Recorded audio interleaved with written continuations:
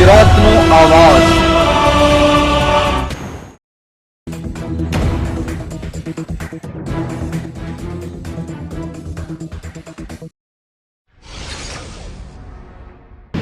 ભરૂચના શુક્લતીર્થ ગામે ઇલેક્ટ્રિશિયને ઇલેક્ટ્રિક શોક લાગતા વીજપોલ ઉપર જ મોત નીપજવા પામ્યું હતું।